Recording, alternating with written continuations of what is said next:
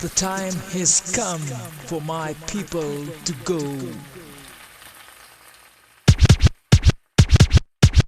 I'm not a queen, I'm a servant of the people. I'm not a king, I'm a servant of the people. It's what the people demand. We gonna keep fighting till we get that land. I'm not a queen, I'm a servant of the people. I'm not a king, I'm a servant of the people. It's time to rise to get what we want. We got to organize.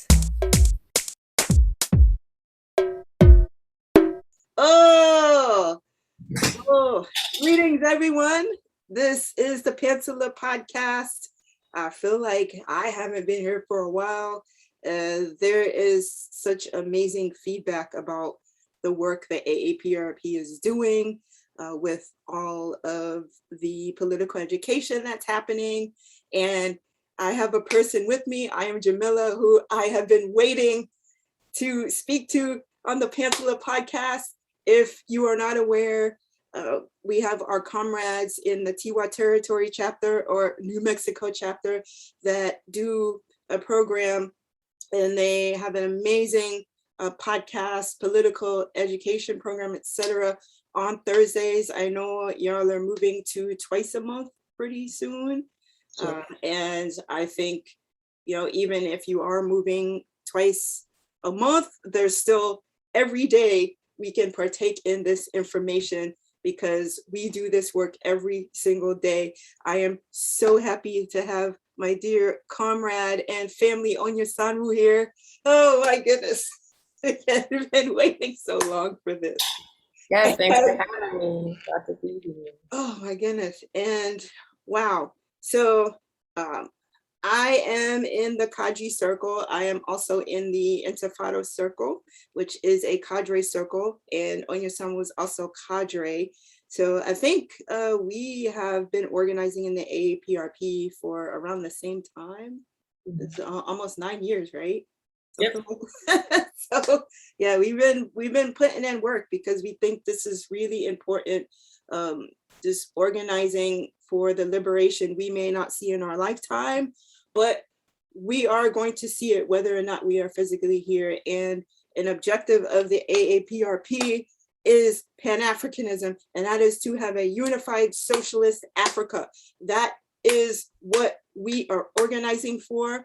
And the role of Pan-Africanism is to move towards world communism. And so we are just here, and at least I can speak for myself, we are loving every moment of this, because we are seeing this transition from the inhumanity of capitalism to the world we want to see. And people may not be seeing it because it's not fast enough, but if you are doing this work on the ground and organizing, you are seeing that shift. And again, I really want to talk with you about that. And of course, what comprises of organizing, and what it means to be an organizer versus a mobilizer, and of course, what is effective organizing. And before we get into that, of course, we do honor our ancestors. However, we're going to switch it up a little bit and talk about comrades. As far as I know, they are still here on this earth. And one is Charlotte Hill O'Neill. And you and I both have actually met Charlotte O'Neill, and I think you have as well. And she is such a wonderful spirit, and she does work currently in Tanzania. And with her husband, Pete O'Neill, they were in the Panthers. They were in the Kansas City chapter. And there was, of course, the system going after that work. And they were accused of, harvesting weapons. And so they're political prisoners. And so they moved to Tanzania and founded the United Africa Alliance Community Center. And another person we would love to honor is Tarika Matalaba, who was the first sister in the Black Panther Party. I know a lot of people talk about the dudes in the Panthers, but there are a lot of sisters that were on the front lines of this struggle. And a lot of people know folks even like Elaine Brown, who we've met But a lot of people do not know about Tarika Matalaba. So those are two sisters who in the forefront of the struggle continue to work for that struggle. And we just want to honor them because it is their shoulders we stand on. So as we honor our ancestors all the time, we also want to honor folks who are doing this work and who are physically here. So with that, we want to talk about organizing because it's really important. Every single week, we say it on our podcast and our comrades chapter. Every single piece of information you see coming from the A-APRP, we always say organize. Organization decides everything. And so we want to be really specific in this episode, talking about what it really means and how it can be effective. So I would really like to hand the mic over to you, Onyesonwu, to talk about how you came to be involved with the A-APRP, what that really does mean to you, what organizing itself means to you, and then we'll get more into specifics about, again, organizing versus mobilizing, and then what effective organizing is. Cool. Thanks, Jamilah. Well, in terms of how I got into the A-APRP, I was recruited in Portland, Oregon by a jamilah who's been on the show before. It was, around 8 years ago. And initially, my entry into the movement was like the mobilizations that were happening after Darren Wilson, that pig, he got away with killing Mike Brown. And there were uprisings across the country, including in Portland, Oregon. I went out to those marches. I saw that they were quite disorganized. I was like, perhaps I can help. And so I started helping to organize them. And then eventually linked up with one of the organizations that was putting a lot of them on. That organization was more reformist in orientation in that they were like, getting meetings with the mayor and like signing petitions and talking about lawsuits and policy change. And it was like an interesting entry point to like working collectively with people. But I realized very quickly, actually in one of those meetings with the mayor, that it was not going to win the kind of changes that I could see already that were necessary. Like I didn't have revolutionary consciousness, but I could see that was not going to work. Actually, one of the last meetings with the mayor that I was ever in, because I don't think I will ever meet with the mayor again, if I can help it. One of the last meetings with the mayor I was ever in, the mayor of Portland, he like brought in this African woman to talk to us because you could tell he's like, well, I guess I'm a European man. Maybe if I bring her in to say the same thing, they'll take it better. And so she was just like blowing smoke. Like she was just like, she's saying like, we believe Black Lives Matter. We understand this is stolen land. There's nothing we can do for you. Like it was just very clear that they weren't gonna give us anything we were asking for. They didn't actually care. They wanted us to get out of their office. And like that experience up close made me realize that it just wasn't like that particular strategy was not going to work. So after that, I helped start the Black Lives Matter chapter in Portland with a number of folks. And it was in the course of building that Black Lives Matter chapter that I met a jama with the A-APRP. And the A-APRP called the meeting an all-African response to police terrorism. It was a meeting but it was only open to African people. It was the most African people I've ever seen in one place in Portland. And they got up and they spoke. There was like 3 of y'all. I think you were already there. And they were like talking about Africa, talking about socialism, talking about colonialism, talking about how it's the system that's doing this. And like, I didn't understand a lot of it, but I was like, this definitely makes much more sense. And so within a couple of months, I had joined the party. So that's how I got into it. And it's really just been an incredible experience in terms of like the political education, the studying together and developing our collective and individual analysis has been transformative for me. And then also the work of like building programs in the community defense programs, like applying the ideas that we're reading about and talking about to our work in real life has made me realize that actually we don't have to be in mayor's offices begging for crumbs or getting smoke blown up our butts. We can actually just build the things that we need, build the things that we want to see, and that people will support it and like we'll grow stronger. So yeah, that is my entry point. In terms of what organizing means to you and what organizing in the A-APRP means to you. Oh, organizing is just a way to exercise collective action. Like the only way that change happens historically is through collective action of the masses of people. we're taught a lie that says like individual people make history. It's not the case. It's the masses of people, always. I was just talking about someone like how we got the 8-hour workday.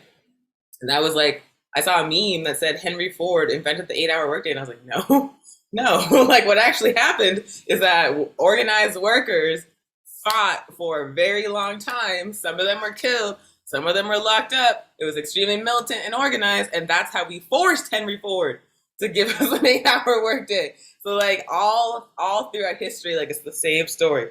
They push one person forward and say like this person, usually a man, usually a European man, did it. But what actually happened is that the masses of people moved in a collective way, moved in an organized way to force particular changes. That's the story of every revolution. That's the story of every meaningful reform, even under capitalism. So organizing is just a way to harness the collective power of the people to change our conditions. And I deeply believe in its effectiveness because I've studied through the work study process in the A-APRP all about revolution, all about how change actually happens, all about how struggles against colonization were won in place after place after place. And in every single case, it's the organized masses of people forcing those changes. So yeah, I just think that it's like, it's our weapon. It's our strategy, our winning strategy to defeat our oppressors. And so we have to be organized. And the best possible way to do that is within the context of a revolutionary organization. Absolutely. And in these times, of course, we're in the pandemic. And where you are, because you have the community garden, you're also doing the episodes, you're doing the elder care where you are giving care packages to stuff.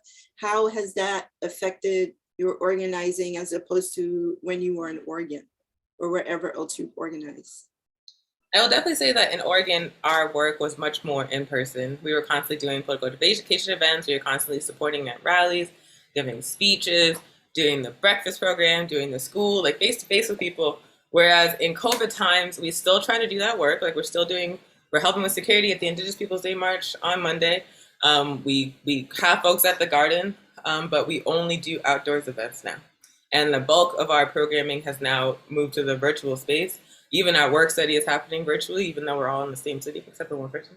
So the transition to mostly online has been very significant, but it has still allowed us to build an audience through the show, through the film series.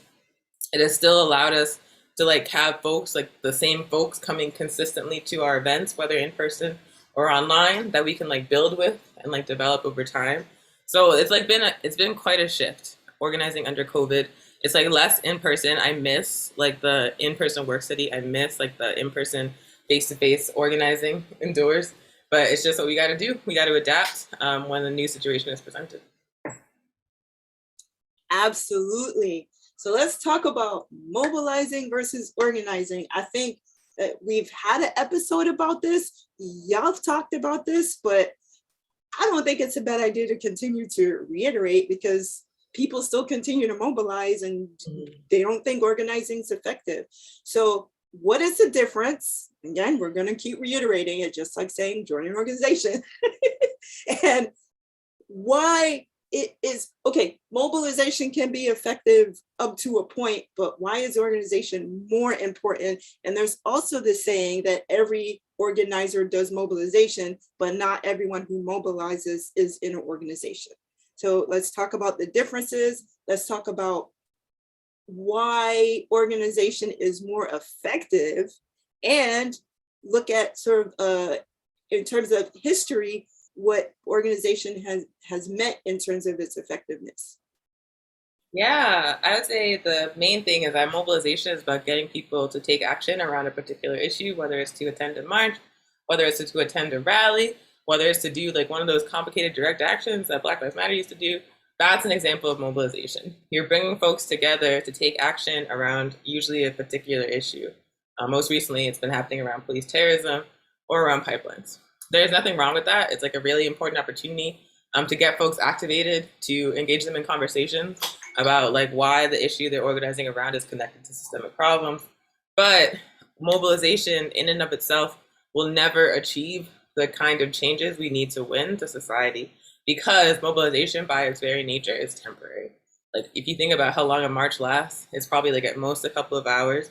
Same thing with like a rally, same thing with like a black brunch, direct action, or whatever. It is a temporary bringing together of people around a particular issue.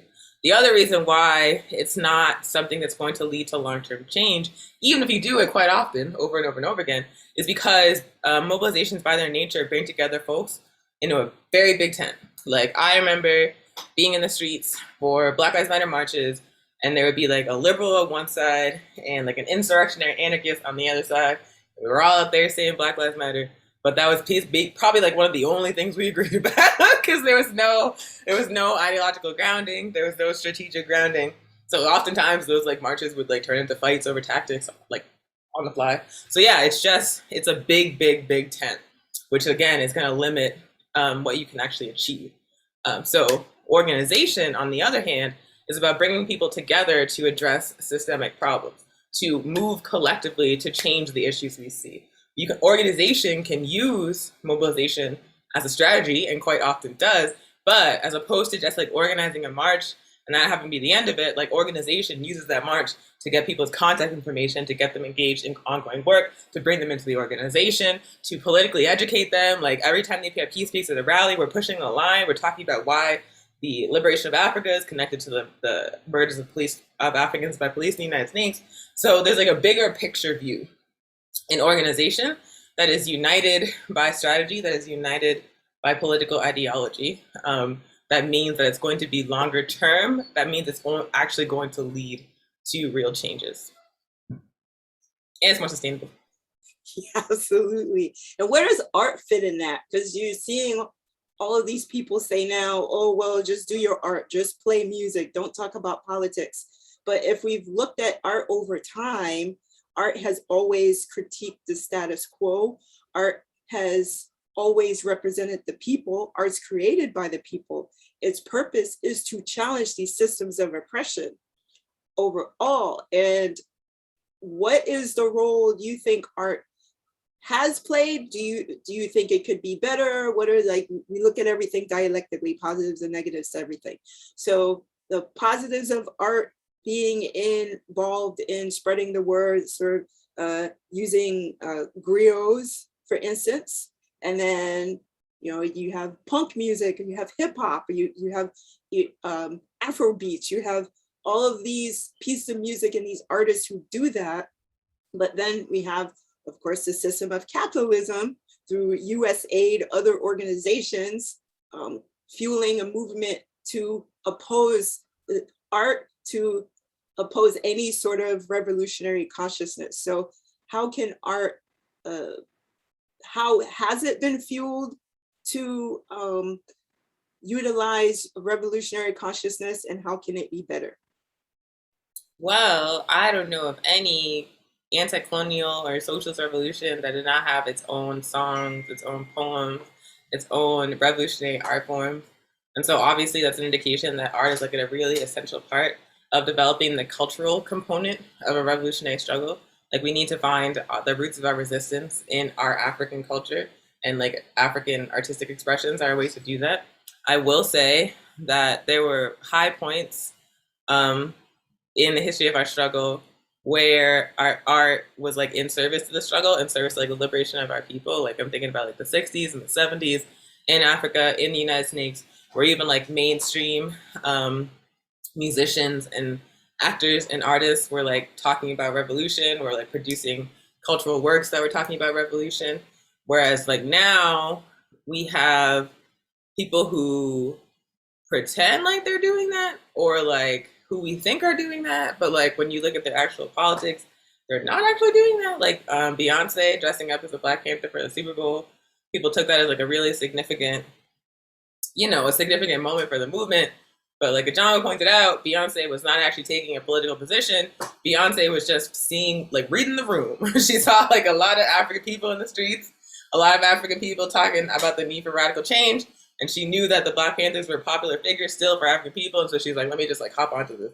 It wasn't a political statement. It was opportunist. And there's like people like Killer Mike who pretend to be movement leaders. Like every time people ask Killer Mike questions about politics, I'm like, why is this the person being asked? Because he doesn't know anything.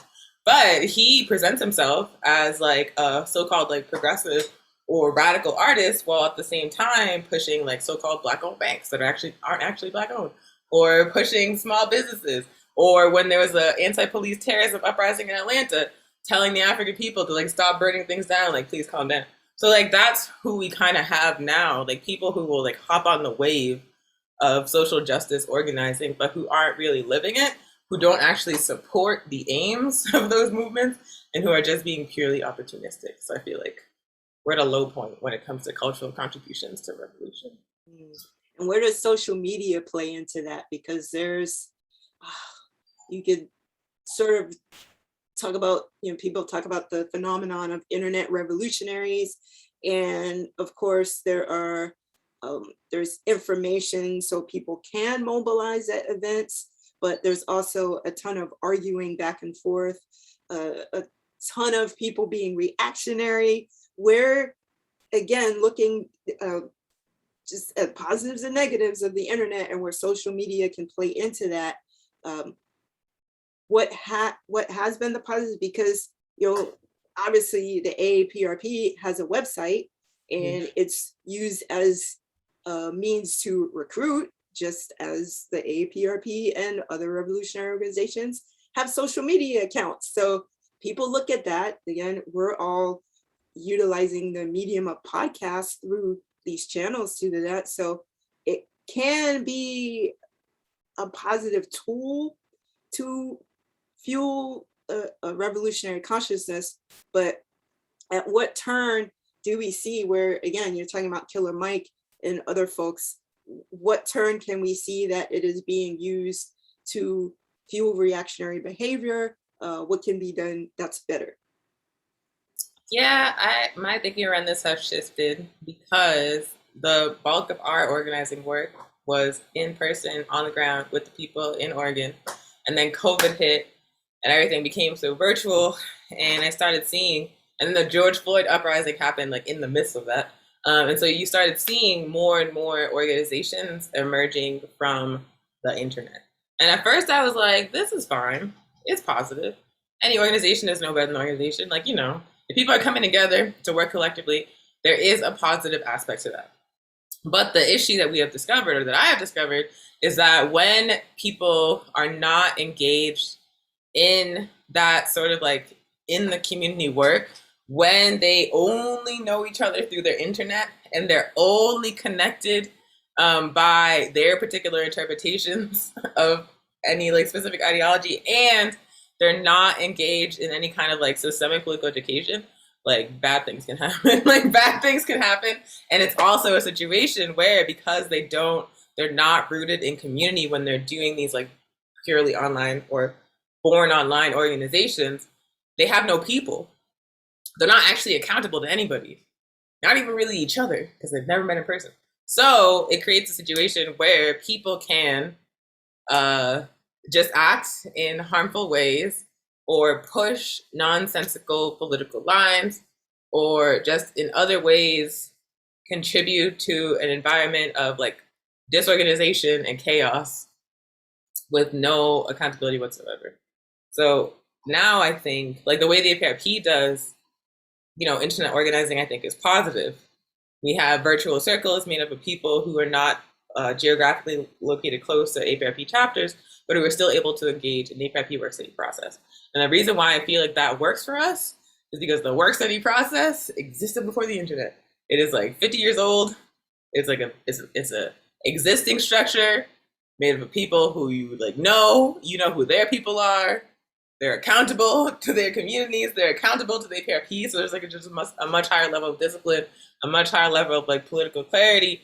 And we are successfully able to organize people who we only know virtually into like real party work. Like that's what the social media task force is. That's why our social media is popping right now, because it's a team of people with those skills united by A-APRP ideology, integrated into the A-APRP structure, doing that work. So yeah, I think that the internet is a really important tool for propaganda, but it's not a good recruitment tool.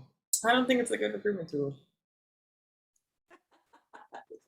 And before we get to the conversation around what makes an effective organization, I do want to talk about what is the building block of the A-APRP and building the A-APRP, which you mentioned, the work study program. Every single person who joins this organization must be part of a work study program. And I think that is of utmost importance. And we'll get to why in the conversation around the effectiveness of an organization. But when people go into an orientation process and have questions around the work study process, it's like, well, I was in a book club. And so the one thing is that the work study process, which is the building block, again, of the A-APRP, is not a book club. It is to help build an analysis, to fine tune an analysis, because it's called work study. So when you go out in the world and do the work, you are able to have that analysis and understand why the conditions we face exist. And so why do we keep getting shot by the cops, whatever? There is a response to that. There is not only a localized response to that, but there's an international response to that. There is a historical response to that. There's a scientific response to that. So we're able to have these historical documents creating this connection from our ancestors to now. And so having this process, again, I don't care how long you've been in this organization, whether it's 40, 50 years, whether it's 2 days, every single person is going to be in a work study process. And I think our comrade Mzuri has been in A-APRP, I think 45 years, I think, something like that. So I'm like, congratulations, Mzuri. So even Mzuri, a Jamu who's been in for almost 40 years or a little at the 40-year point, every single person participates in a work study process. It is of utmost importance. And we're not here, what is it? We're not just on TV saying it, we actually live it, whatever. But it is so important to, even if you are discussing on the internet, you have something to back you up in terms of an analysis. You're not just saying, well, I read this somewhere and, oh, yeah, I can't remember. So no, it's like you understand the science. You understand why these things are happening. You understand the nature of the building blocks of capitalism. And it's something that we're all learning every day. None of us are perfect, but we have the basic understanding of these systems, which is why we're organizing to fight these systems. So with that, if you may have a response to that, but if not, we can go into organizations. But do you have a response to that in terms of the importance of work study? No, I agree with everything you said. It's absolutely correct. So, wow. I may not be right all the time, but organizing, what makes it effective? So again, we did talk about mobilizing and organizing. So there's nothing bad about mobilizing, but if that's all you're doing, you're gonna keep seeing the same patterns of oppression that you're like, why is it happening? Why is it happening? So as we say, we love to say it and we will continue to say it. Join an organization. If you do not see one that you feel is going to align with what you believe in, create your own. That said, there are certain things which make an organization effective. And I love how you talk about it. And when I saw you mention that on an episode, I was like, okay, we have to really dissect this, because it's one thing to say join an organization, which again, we're gonna keep saying that every single day. We have, I know there are people you talk to and there are people I talk to in our lives, and people are always asking, well, how can we solve this problem? Join an organization every single time. So we're not just saying this on these programs, we're saying this in our own lives, because this is what we do. This is the life we live. And so with that understanding, saying to every single person, join an organization, we do understand, as you mentioned a few minutes ago, that there are folks who are on the internet primarily saying, this is my way, and this is analysis I have, and I'm going to lead you to that way. But one thing is that if you're going to have a revolutionary organization, it needs to be mass-based. So that's the first thing. So let's just go there. We're going to dissect the different aspect of what creates an effective organization. But let's just start there. What is the difference? And we're not even saying like, oh, Vanguard, blah, blah, blah. But what is the difference between a Vanguard party organization and mass organization? And what would make mass organizing more effective? So the Vanguard Party is a concept from Marxism, Leninism, right? Which is a revolutionary ideology developed specifically for political conditions in Europe. At a particular point in history, Marxism, Leninism has been adapted to be applied in like global South context with success. But the All African People's Revolutionary Party is Nkrumah's Tureism. It is rooted in the history of African culture, of African resistance, but also the political conditions in Africa and how African people have historically fought for change and resisted. And the way that African people have historically fought for change and resisted is on a mass basis, which is why we are a mass party, because we are scientifically analyzing our people's contributions to struggles for justice all around the world. And what one discovers if one does that is that every time that African people have risen up, it has always happened on a mass basis. It's very rarely like a small group of people leading the rest of us to victory. The successful African revolutions, whether they be in Guinea-Bissau, whether they be in the struggles against apartheid in Southern Africa, whatever revolutionary African struggle, what you see is that they had to build organizations that had at times like thousands, if not millions of members.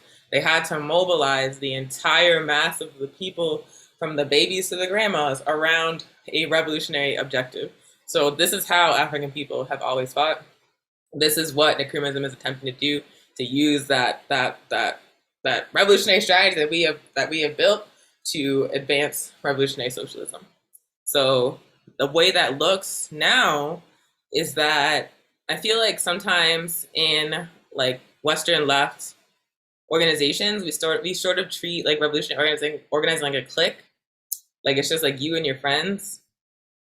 And, you know, I guess there's like a time and a place for that. It's just very foreign to me, because are we trying to liberate like a small group of people? Are we trying to have a small group of people so-called like lead the rest of us while the rest of us like stay in the darkness? Or are we saying that we need to develop a movement that is full of leaders, that is full of people that can like step into positions of leadership as they're needed, that is full of people where like even if like I pass or Jami passes or you pass, that we're able to like keep going uninterrupted? Like, which are we trying to do? And if we're trying to have the latter instead of like the clique, then we have to have organizations that are open to all of our people.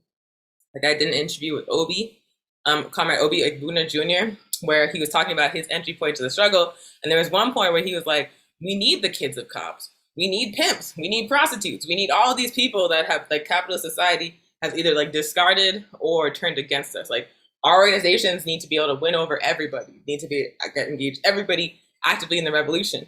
And it was like him saying that, and he's someone I very respect, was such a departure from how I usually hear, particularly online, people talk about membership in organizations. You almost have to meet like a standard created by people who don't even know you. It's almost like applying for a job. It feels like in these like organizations where you have to meet a certain criteria or you're not eligible for participate in the revolution. And I just don't agree with that at all. I agree with Obi. Yeah. So it's interesting because you could look at the transition that someone like W.B. Du Bois had.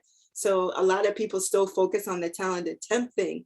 And while that's rooted in a whole other place, you could see that in a vanguard party sort of thing, especially to where he aligned with. He eventually joined the Communist Party in his 90s. So you could look at that, and then how, as you mentioned, sort of a Marxist-Leninist approach with the vanguard, and of course the Communist Party of Cuba still aligns itself with as a vanguard party, and so understanding the role that Africans play in their liberation, it's absolutely true that it is us from the ground up, the masses, who are going to create that change.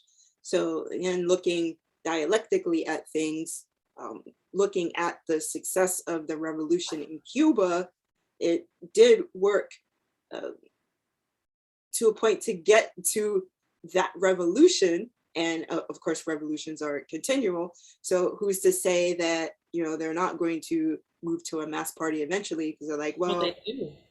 Right. The Communist Party has millions of people. Right. And even when it was just a small group, the only way they were successful was when they won the support and like the participation of the masses in Cuba. That's how they won. If it had just been that small group, they would have lost. That's very true. But it's still for all intents and purposes, the like vanguard party. But I think just moving towards that, and I guess what I am saying is sort of outside of the name vanguard party is what I'm really saying, is that with the understanding that the masses, because you couldn't have that revolutionary process without the masses, like so you had 1959, you had sort of a US aligned government. Batista was like, yeah, what's up, and then you wouldn't have been able to overthrow a Batista government without the masses. So, but still in name, it is a vanguard party. So having that transition from the name to the actual action is, I think, what I do think that the Communist Party in Cuba is going to move towards eventually, because you're seeing it globally. And even if you are looking at the global South, you're looking at Peru, you're looking at other places, it's like socialist parties are gaining steam and US puppets are going down. So we are seeing mass movements and how that's creating change. And so it has to be beyond a name. And I think, again, we're not going to see global communism in our lifetime, but I am so happy to be seeing this change in the lifetime now, and I am so loving it. So with the other factors in creating effectiveness of an organization, as you were mentioning, with individuals posing themselves as leaders and saying, well, I have the voice of this, and people seeing, well, I have, the cops are doing this, and I can't pay my rent, whatever. And then they're seeing someone's voice speak to them. And then they gravitate towards those individuals. And then at the same time saying organization isn't effective. But, there are individuals who lead organizations. So how can there be a shift towards a consciousness from individualism to a mass consciousness? So obviously that's going to be part of the effectiveness, but what are the qualifications from moving to this individualistic state to mass consciousness in order to create that effectiveness? I think that people just have to stop. Like, if it was possible for one person to overthrow the capitalist system, like that would have been happened. If you believe you're the person that's going to single-handedly destroy capitalism or initiate a revolution, then like, what are you waiting for? What are you waiting for? Obviously, if it could happen that way, then it would have already.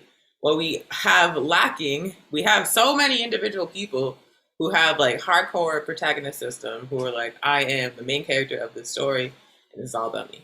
We have a lot of that. What we don't have is people who are willing to struggle collectively with other people who are willing to learn collectively with other people who are willing to build something together with other people from the ground up.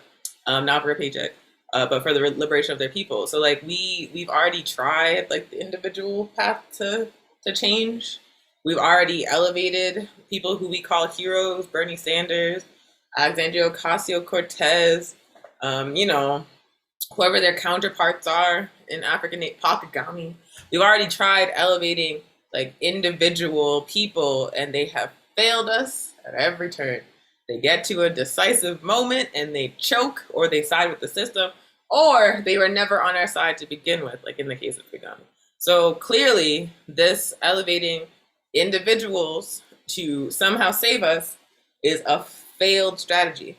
What we have not tried is collective struggle within the context of political organizations, revolutionary organizations, to change our conditions long term, to build consciousness among the masses of our people, to make those people into leaders, and to also win revolutionary changes. So yeah, I just feel like it's clear that the individual path of changing history is not going to work. It's clear that all of these people we elevate, absent a mass movement that they are accountable to, are going to betray us. And so why don't we try just working together? What's wrong with that? Absolutely.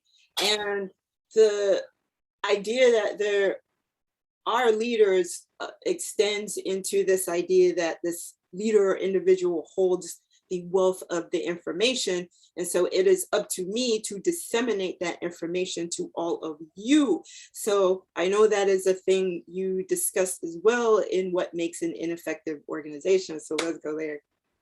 Yeah, so the model of the political education program that the A-APRP has in work study is like everybody is expected to participate. You can be in the A-APRP for 45 years. You can be in the A-APRP for like a month, a week. We're all in work study. You might be in work study together. The idea is that we are reading this book.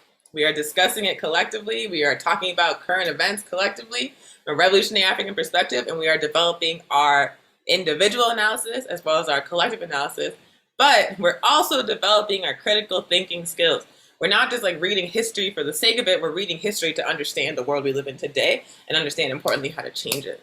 So because that process is something that everybody has to do, because that process is happening collectively, and because the intent of that process is to develop critical thinking skills, it creates a situation where people are very comfortable dissenting in A-APRP. People are very comfortable coming up with their own ideas and like struggling over those ideas, presenting them, discussing them. And it's like expected. It's fine. What sometimes we see in other organizations that doesn't work as well is when, for example, one person has read the book and they explain what's happening to everybody else. That does not work.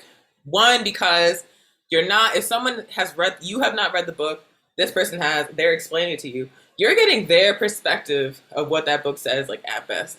And it could be that they read it and they didn't understand like a word, and they're just explaining to you like their misunderstanding. And then what you would not even know because you haven't read the book for yourself. So it's like really important for people to engage like individually in this collective process, and not just have someone else explain what's happening to them. Like you have to get it for yourself. You have to develop your own analysis. You have to develop your own critical lens. So that when an event happens, you're not just asking the closest cadre, like what's going on, but you can analyze it and understand it for yourself. This is how we develop leaders.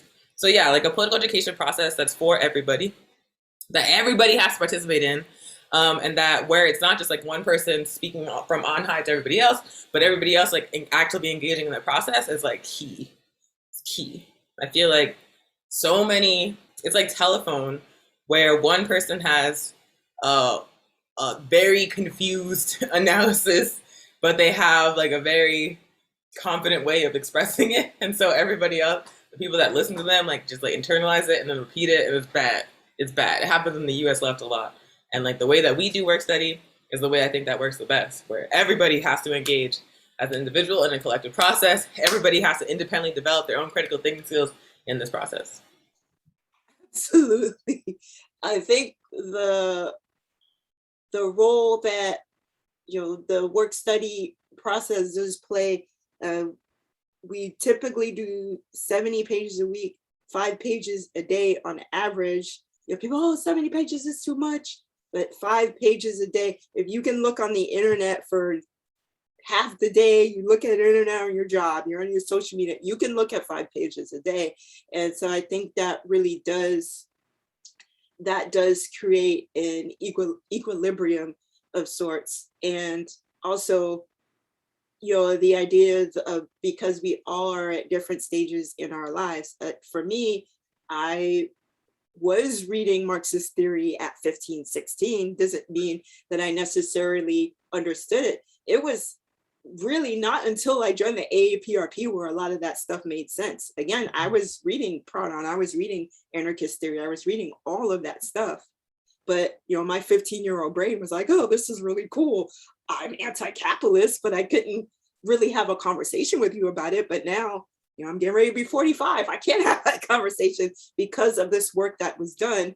And me being 15 as an individual reading that is very different than having a collective work study process. So it is of utmost importance, especially, being someone who is African is going to have a different perspective than someone who's European, perhaps, and, talking about socialism.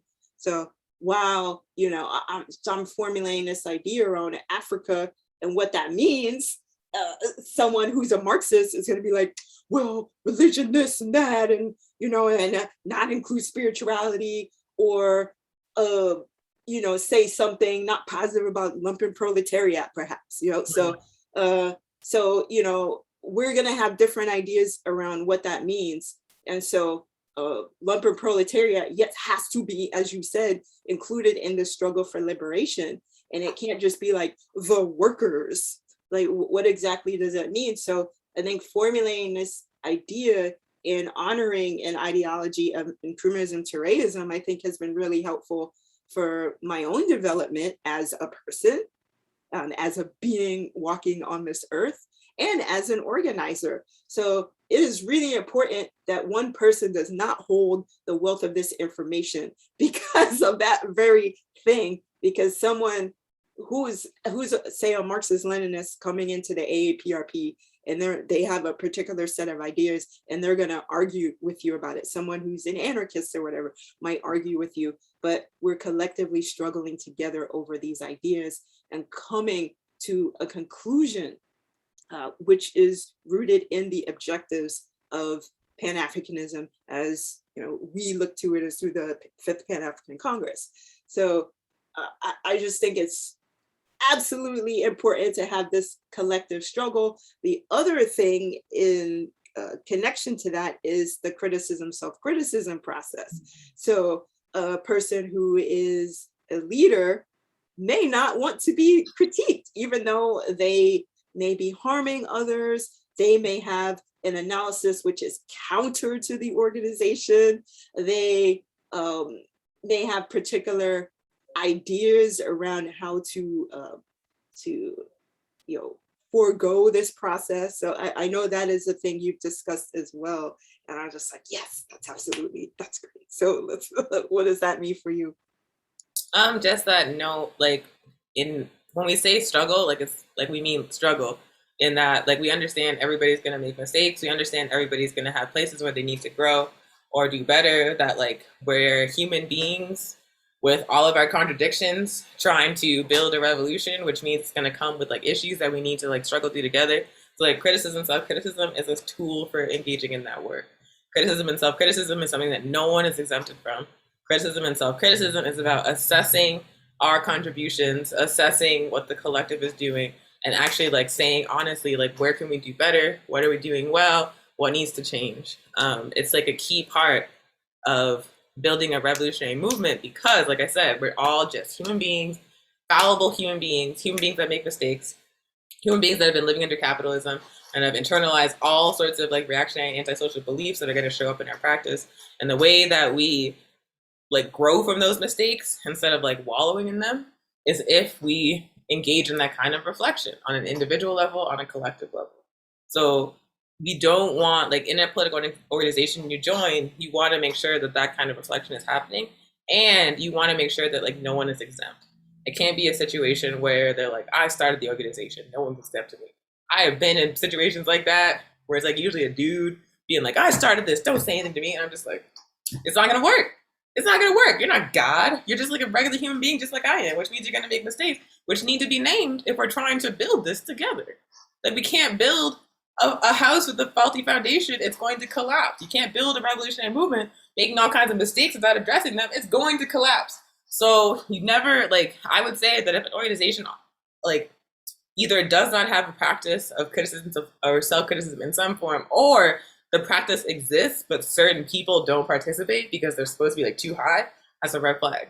It's a red flag.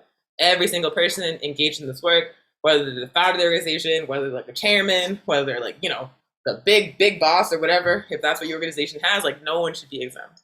We're all accountable to each other. We all make mistakes. Absolutely. What are some other things that stick out to you when it comes to creating an effective organization or one that is sustainable? One thing that comes up a lot, especially for new organizations where you have like a lot of excitement, a lot of momentum, is that there's always going to be points. There's going to be people who are there the whole time. There's going to be people who are there for a little while and then have to leave. There's going to be people who have a lot of capacity, people that have no capacity, people that don't show up. It's just part of it, man. Like, it's just part of the work. And it's not a situation where you should get mad or resentful. That's actually the worst thing you can do. What you should do is realize it's like a cliche. Like, some people are here for a season, some people are here for a reason, some people are here for a lifetime. That's just how it is. People are going to be able to going to make the contribution that they have the capacity to make at any particular point in time. It might be for a couple of meetings, it might be for years, it might be for one meeting, and you just have to accept where folks are at. At the same time, organizations also have to work to develop the political analysis and leadership and practical organizational skills of their members so that we can start to develop the kind of people that are going to stick around long term. So like, there's that balance between recognizing that people, you got to meet people where they're at, and also recognizing that for like the few who are willing to make that commitment or can come to make that kind of commitment, they have to be developed so they stick around. But yeah, like a very common mistake I see people making is being like, oh, you're not at this meeting, you don't care. No. Things happen. People got stuff going on. We're living under capitalism. It's very traumatic. It's okay. You just keep moving forward regardless. You develop the people who are going to stay long term, and you like meet people where they're at. Absolutely. Because to that point where, people do have commitment to this work, commitment to the struggle, and something has gone on. Maybe, they have something going on in their family, or, they are, oh, my slave called me in today or whatever. And then, they've been doing all of this valuable work, and suddenly, because they cannot show up at this one moment, they are not valued. And, that does happen. It's like, wait a minute, if we are formulating and building a mass party, everyone's work is valued, whether it's making flyers, whether it's cooking food, whether it's caring for the children, whether it's whatever that person is doing, it's all valued. So to say, well, you put in all of this work at this time, and now you're not putting in the same work, you're no longer important, get out of my organization. It's just, that's definitely not effective, and it's definitely not sustainable. Right, exactly. So what are some things that you've learned from doing this work, some mistakes you've made, improvements, things that you go, wow, I feel great about this work that I've done? Obviously, as you said, we're all human, we make mistakes. But what are some things in this time, again, whether it's other organizations, whether it's the BLM chapter you were in, whether it's A-APRP, or just any sort of work, even outside of organization, just doing any sort of liberation work. What are some things that you've taken with you to create the person you are today? Well, one mistake I made frequently early on was engaging movement conflict and movement disagreement on like social media, or engaging it in like a public way rather than going to people directly. I remember, when someone's attacking you or someone's saying something that's not true about you, you want to respond. And so that's a lot of it, what it was, like political differences that became personal differences that were struggled out on social media. And I remember that happening, particularly when I was in Black Lives Matter, and a Jamu always being like, don't do it like that, don't do it. And I was like, you don't know anything. Like, I was just like, how can you tell me not to respond when this person is lying about me? Or how can you tell me not to respond when they're attacking my organization or whatever? Like, I didn't understand what he meant. And what I came to realize is that, one, these platforms where this conflict very often happens, sometimes it's in response to personality differences, political differences. Sometimes it's in response to like serious harm and serious abuse. But regardless of what's provoking these things to unfold on social media and to unfold on public platforms that we don't control, is that it is helping our enemies attack our movements. It's just a fact. It is just a fact. You can have the most righteous call out on the face of the planet. And at one point I did. I helped write a call out that was every word of it was true against another African organization. And it got picked up by the local news media and reported in capitalist press.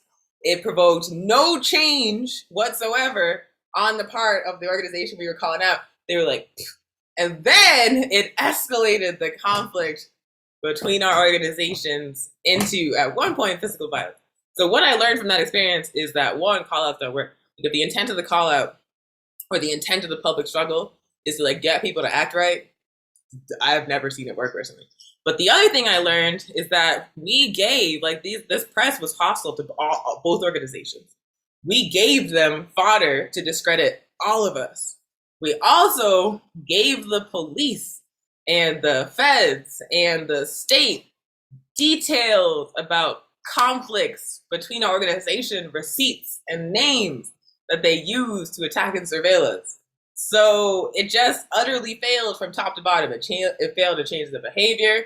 It failed in like strengthening each of our organizations. It failed in like basic security practice. But I had to learn the hard way because, like, you know, like I said, when someone's harming you, when someone's lying about you, when someone's attacking you, the natural instinct is to respond. And what I have learned is that it just doesn't work if you do it on Facebook. What does work, it's not guaranteed to work, but it's much more likely to be effective. It's just like engaging people directly, even if you hate them, even if you like strongly disagree with them, just going to them directly and being like, what the heck, dog, is actually much more effective in my experience than any of these call-outs I've ever been. So that's a mistake. I had to I was literally like making it as people were telling me not to do it, and I did not listen, and I had to see it for myself. And now, you know, conflict is an inevitable part of this work, unfortunately, but it's because of the same thing I just said, that like we're traumatized by capitalism.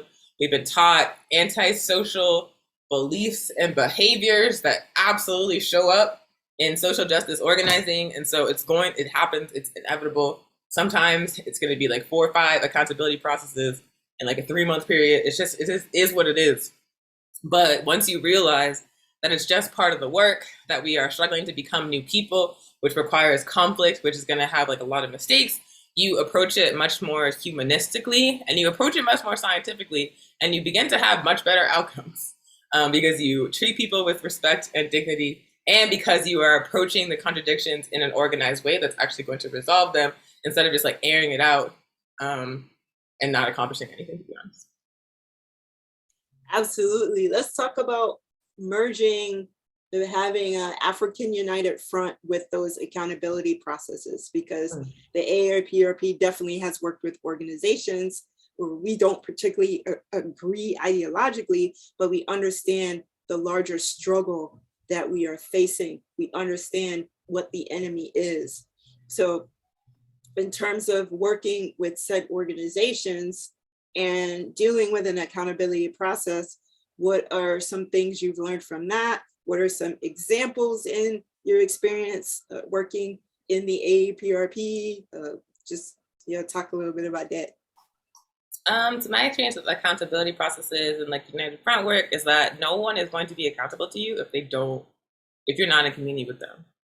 I feel like that's something that the internet call out culture misses. Like, you can call out someone all day, but if they are not accountable to you, they're just going to be like, okay. Like, people keep calling out Sean King, and Sean King keeps moving on, selling shirts, raising money. Talcum and I'm like, but Talcum X, exactly. I'm like, when is the point where people realize Sean King is not accountable to you? He doesn't actually have to listen to you. He's accountable to those Europeans that donate to his GoFundMes to an extent, but he is clearly not accountable to us. So these call-outs are doing nothing. So in order to actually engage someone in the process of accountability, you must be in community with them, but also they must consent to that process.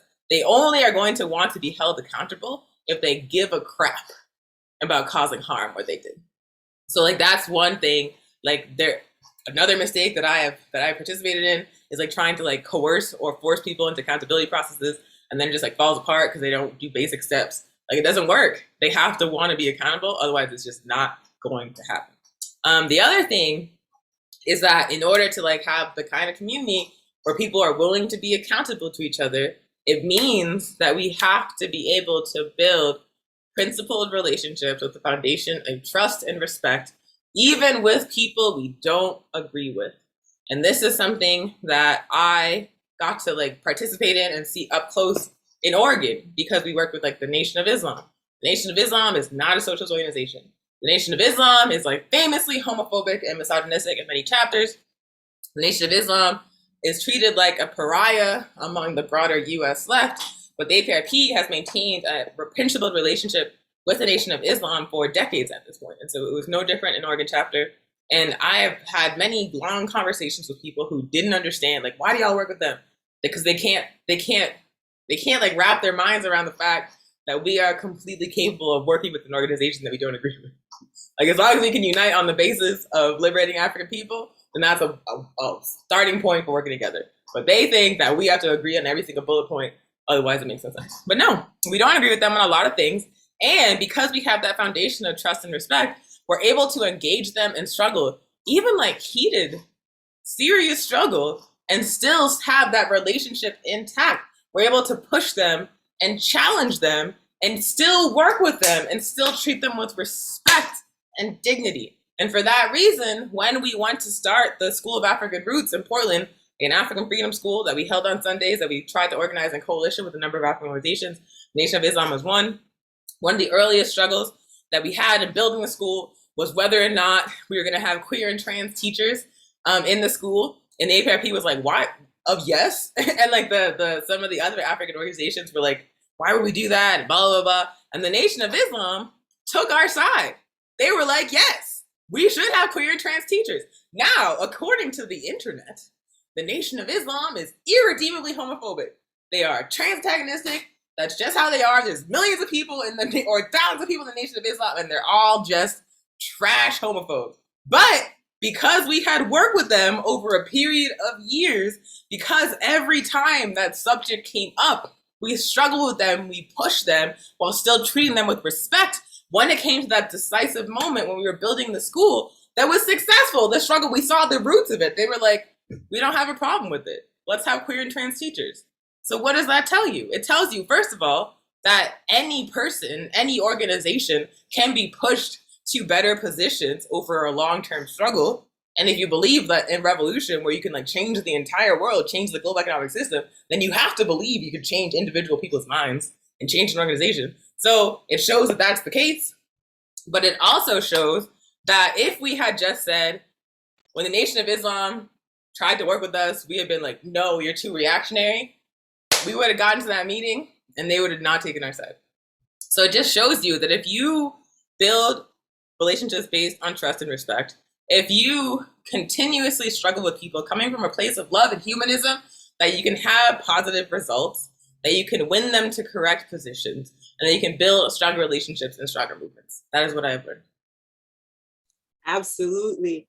And the whole fascination with celebrity culture intertwined with race firstism. I think you're seeing that a lot. And you're talking about trans antagonism, homophobia, patriarchy, etc. And one of the bigger examples of that is Dave Chappelle recently had another special. And so, you know, a lot of people are critiquing that, but there's a ton of defense happening. And then there's, what's that other dude, the guy that was at the festival, and he was, I can't remember his name. A baby?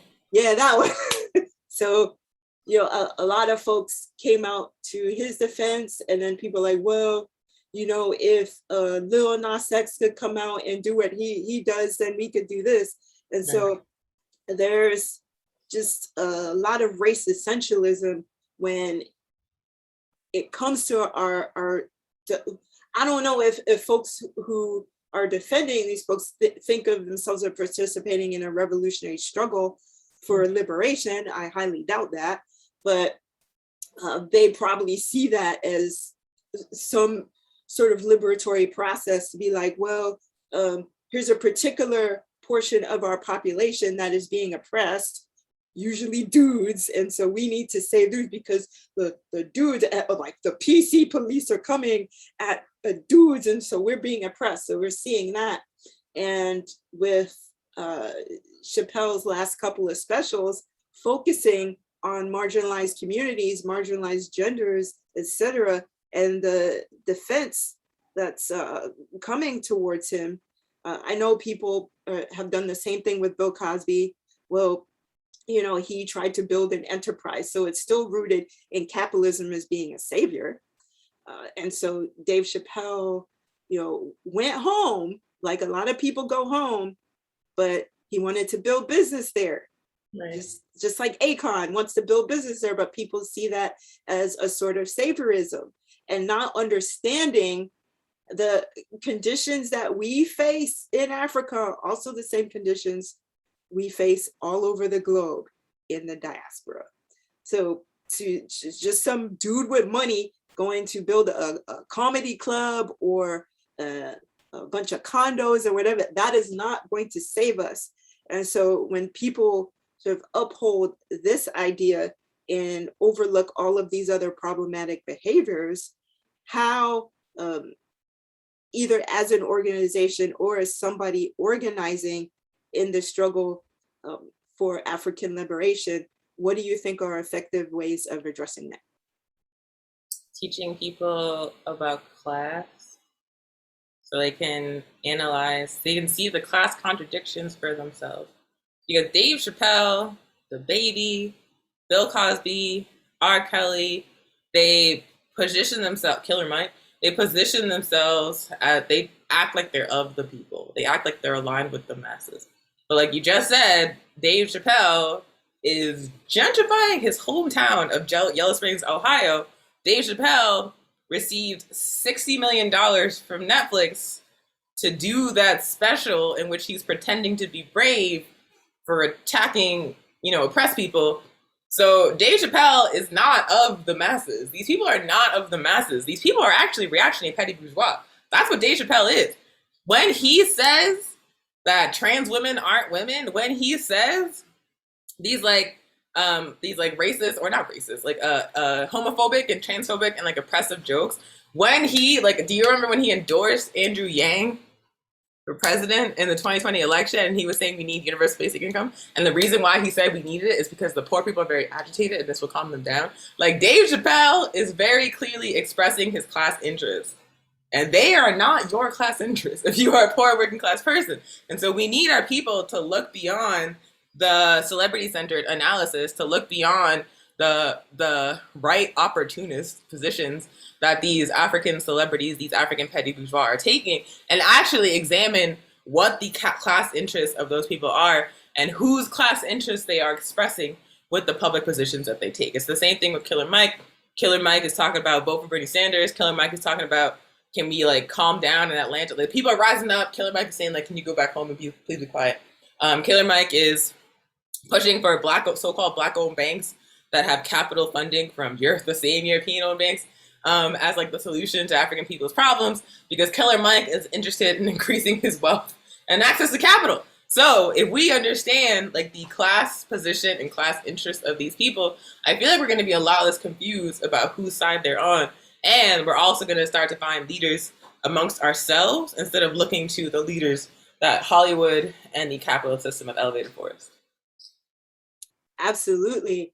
There's this larger conversation, though, in terms of class essentialism, because if we look at the Handbook of Revolutionary Warfare, Kwame Nkrumah, discussing, building a mass party that's also going to include, folks who might be in the petit bourgeois because they could potentially commit class suicide. So there's always this tinge of optimism in our organizing in this liberation struggle. But what you see with class essentialism and what you're seeing with folks who are, it's just a working class, or people focusing on the middle class, the dwindling middle class. It's just okay, so there's the people's class and the anti-people's class. That's what it essentially comes down to. But if you are deeming someone who doesn't have a job, for instance, they can't be part of the struggle.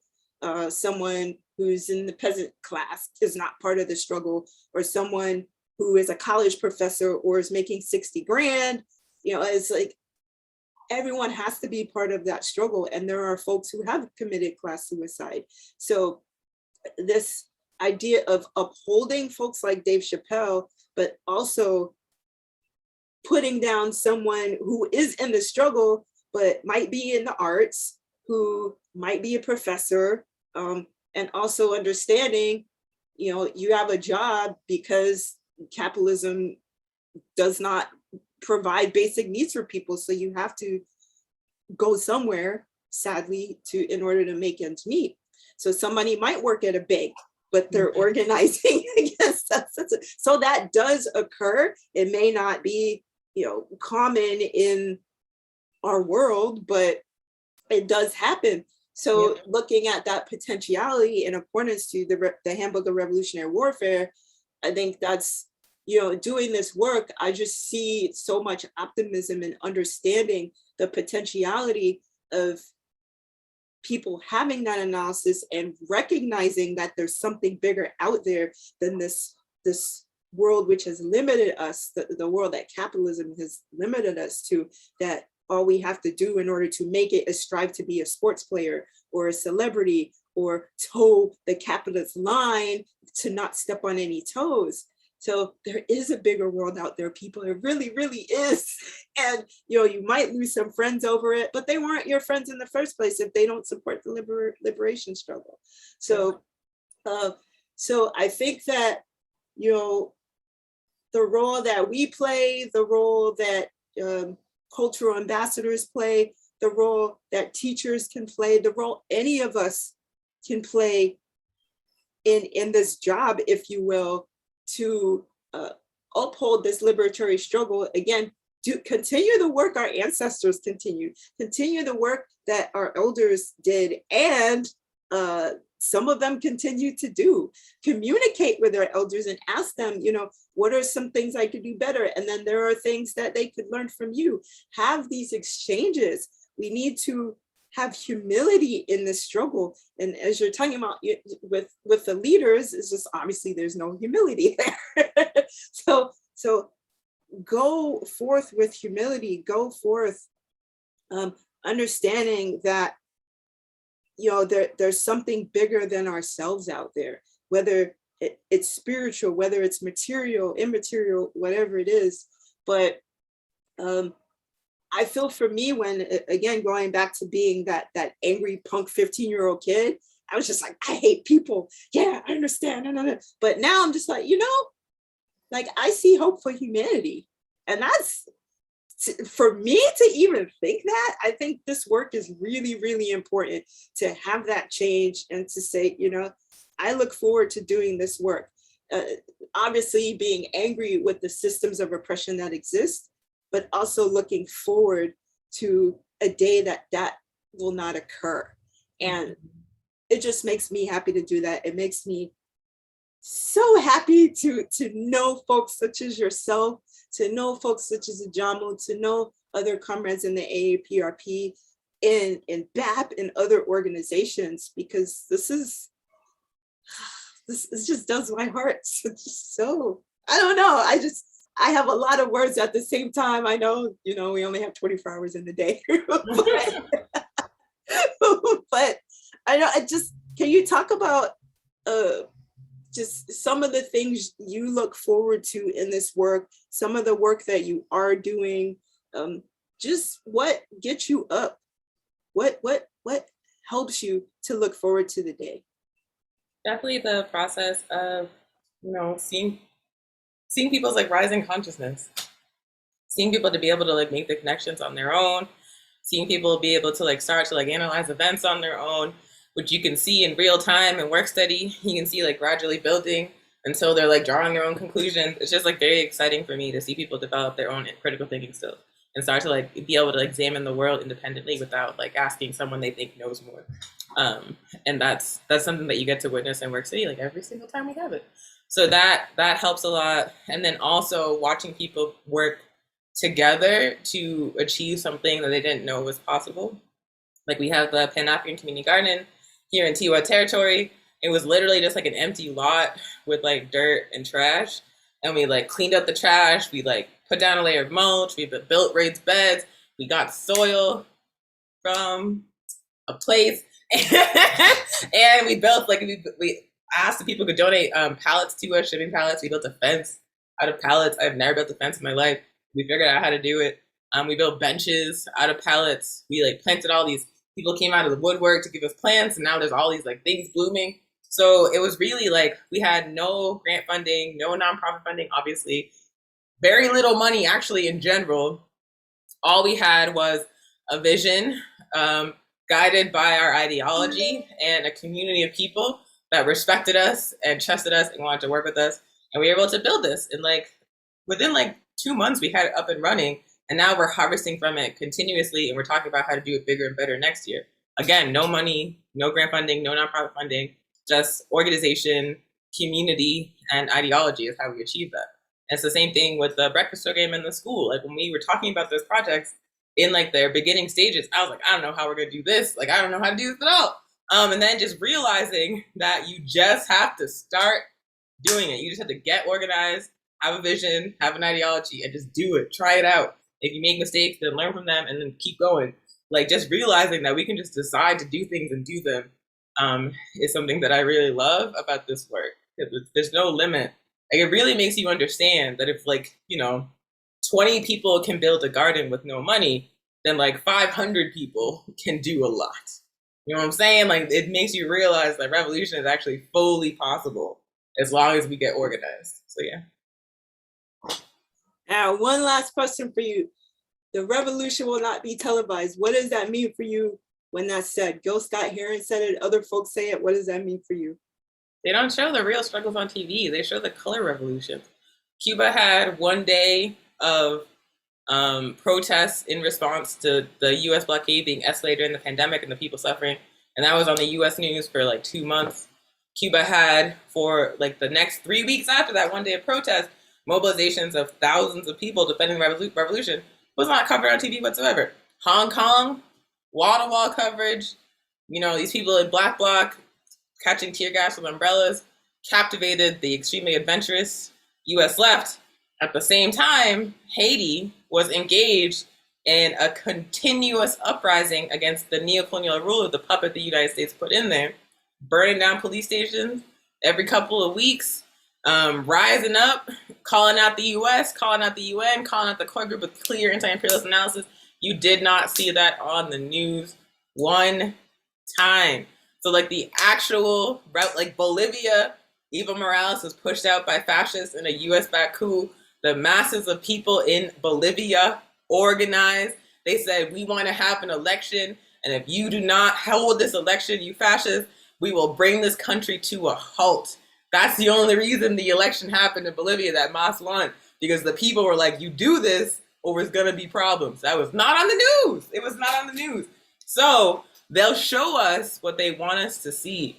They'll show us the things that are going to maintain their power or keep us confused. But when it actually comes to movements of the people that are about change, that are about social justice, that are challenging imperialism and capitalism, we are not going to see it. They're going to work very, very hard to hide it from us. That's what I think about when you say that. Absolutely. And to round this out, we're going to get to Yao's podcast in a moment, but I do want to talk about the few others. So we have the Forward Ever podcast, which is on Spotify. We have Revolutionary African Women, which comes on once a month. And we have our comrades, we mentioned Onyesonwu so many times, and Shakura, father, daughter. Oh, it's beautiful. So they have our Ancestors' Voices that comes on weekly on Sundays. And then so we have your podcast. So talk a little bit about your podcast. We already did a little bit, but if you want to go a little bit more into that and let people know how to find you, where you are. Yep, so A-APRP New Mexico does weekly Pan-African news. Thursdays, the new time is 1 p.m. Mountain Time. For the month of October, we're going to be doing it every single week. Thursday, 1 p.m. Mountain Time. Starting in November, it's going to move to the first and the third Thursday at 1 p.m. Mountain Time, so every other week. And so we just do a deep dive into a political education topic from a revolutionary African perspective every single week. Last week, we talked about AFRICOM. The week before, we talked about how to analyze the coup. We talked about socialism. We talked about how to build revolution in detail. We talked about historical events and current events. And so it's just basically a space where we can share what we're thinking about and talking about and learning about in A-APRP New Mexico work study with the broader community. Yay! And do you have any last words for the comrades watching this or listening? I just very much appreciate the Kaji Work Study Circle and the propaganda that y'all are producing. I feel like the show is great. Very excited to be here. Also very excited to see like the blog, like COVID-19 really challenged the A-APRP because we are a elder heavy party, but also like a party with chapters in places that don't have consistent internet access. And so transitioning to like a mostly virtual kind of propaganda and organizing work was a challenge. And I feel like we rose to that challenge. So seeing all these like podcasts that exist, seeing all this like writing that's being produced, seeing all this like propaganda work that's happening in these spaces being led by the A-APRP is really great. It really shows that we can adapt to the times. So yeah.